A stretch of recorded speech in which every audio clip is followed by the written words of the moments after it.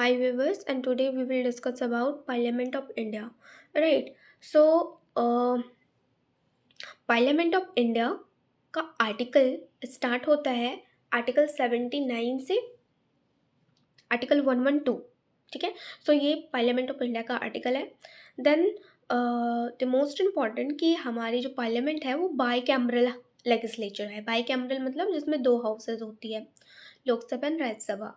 ठीक है. और ये हमने यूके से लिया है क्योंकि यूके में भी दो हाउसेज है, that is house of common and house of Lord. Now president of India, हमारा जो पार्लियामेंट है वो तीन लोगों से मिलके बनता है. पहला प्रेसिडेंट ऑफ इंडिया, दूसरा राज्यसभा जिसे कि काउंसिल ऑफ स्टेट कहते हैं, एंड तीसरा Lok Sabha that is called house of the people. Right. तो हमेशा पार्लियामेंट का फॉर्मेशन तीन जनों से मिलकर होता है. फर्स्ट प्रेसिडेंट, दूसरा Rajya Sabha council of states, and Lok Sabha house of the people. ठीक है. Now move article 75 to article 122. ये part five tells about the union. ठीक है. सो यूनियन के बारे में पार्ट 5 में आर्टिकल नंबर 76 79 से 122 तक यूनियन के बारे में बताया गया है. राइट. सो जिसमें कि आर्टिकल 79 स्टार्ट होता है पार्लियामेंट के साथ. ठीक है. कि एक पार्लियामेंट हमारे देश में होगा. It is said in the article number 79. Okay. Now article 80 Rajya Sabha की बात करता है कि there shall be a Rajya Sabha. और ये हमारा PYQ क्वेश्चन भी आ चुका है एग्जाम में. नाउ राज्यसभा को काउंसिल ऑफ स्टेट भी कहते हैं. Article 81 that is Lok Sabha house of the people. ठीक है. Now move to next.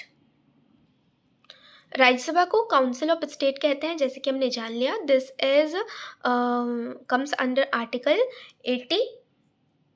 Article 80. ठीक है. तो लाइन वाइज है. Article 79 parliament, 80 Rajya Sabha and 81 Lok Sabha. Right. Now इसमें टोटल मेंबर्स कितने होते हैं? तो 250 मेंबर्स टोटल होता है. ठीक है. जिसमें कि 238 मेंबर्स स्टेट और यूटी से होते हैं. ठीक है.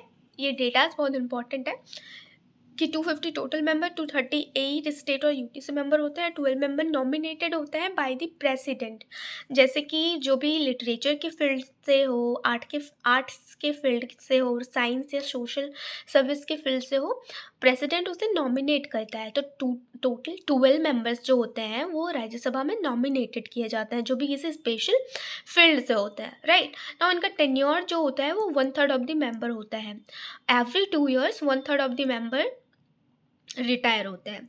और ये इनडायरेक्ट रिप्रेजेंटेशन होता है क्योंकि राज्यसभा के लिए डायरेक्ट रिप्रेजेंटेशन नहीं होता है. स्टेट्स के जो हम जो स्टेट्स के लिए चुनते हैं रिप्रेजेंटेशन, वो इनडायरेक्ट वे से राज्यसभा में जस्ट राज्यसभा को रिप्रेजेंट कर रहे होते हैं. ठीक है.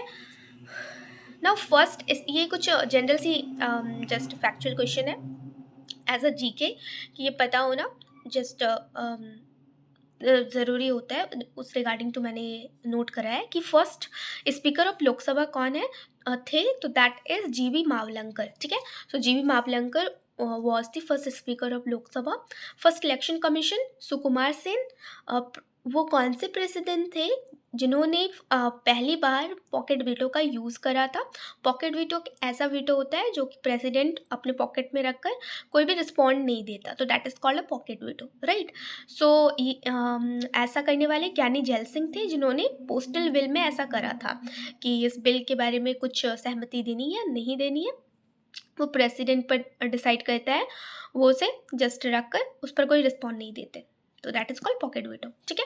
तो ये जनरल सी बातें थी जो पता होनी चाहिए. Now moves to Lok Sabha. Lok Sabha को पीपल ऑफ हाउस कहते हैं, हाउस ऑफ पीपल कहते हैं. वाई? बिकॉज लोकसभा में क्या होता है कि वो रिप्रेजेंटेशन होता है जो पीपल के थ्रू चुने जाते हैं. राइट. जिसका आर्टिकल नंबर है 81. तो 79 parliament, 80 Rajya Sabha and 80 Rajya Sabha. Why? क्योंकि Rajya Sabha is also called the upper house. ठीक है.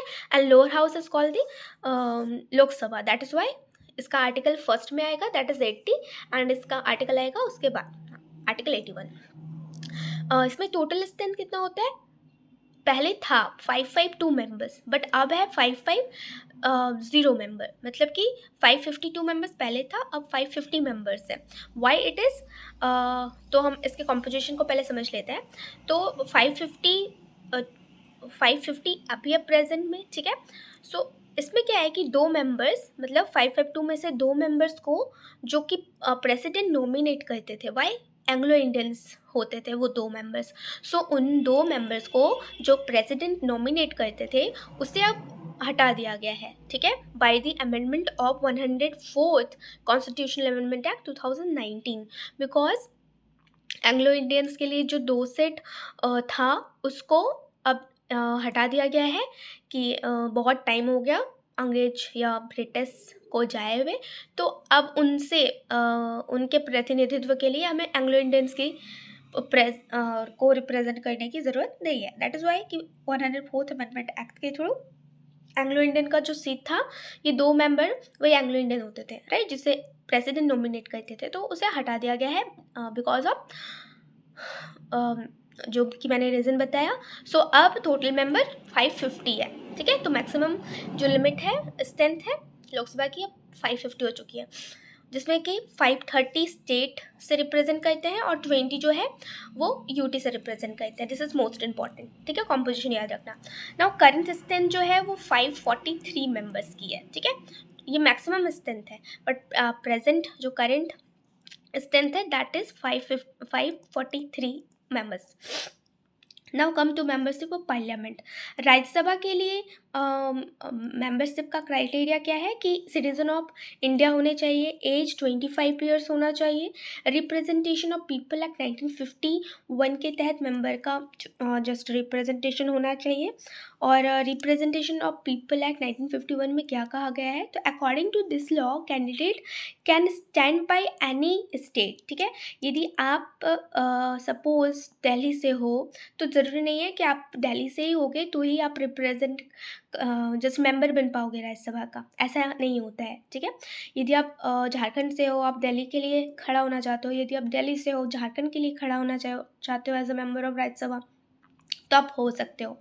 जैसे कि हम फिल्म एक्टर्स या सेलिब्रिटीज़ को देखते हैं, वो किसी भी अलग जगह से खड़े होते हैं, वाई बिकॉज जो मेन कॉन्स्टिट्यूशन था उसमें ये प्रोविज़न नहीं था, इसे अमेंडमेंट के थ्रू लाया गया है।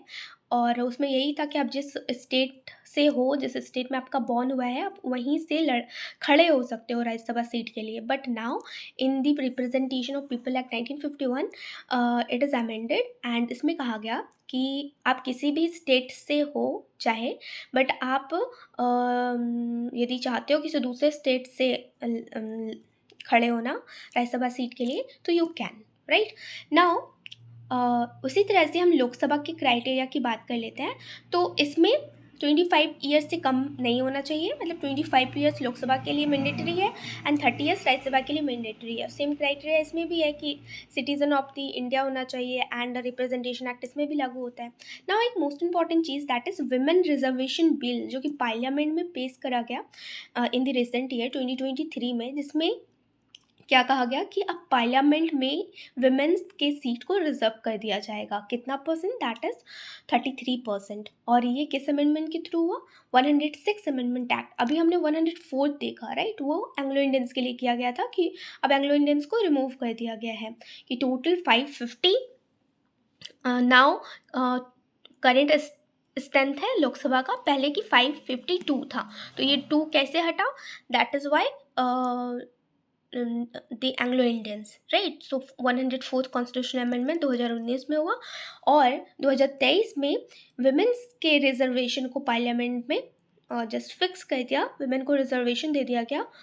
What percent? That is 33%। और ये करा गया 106 अमेंडमेंट एक्ट के through, right. So this are the most important because ये रिसेंट चीज़ें हुई हैं।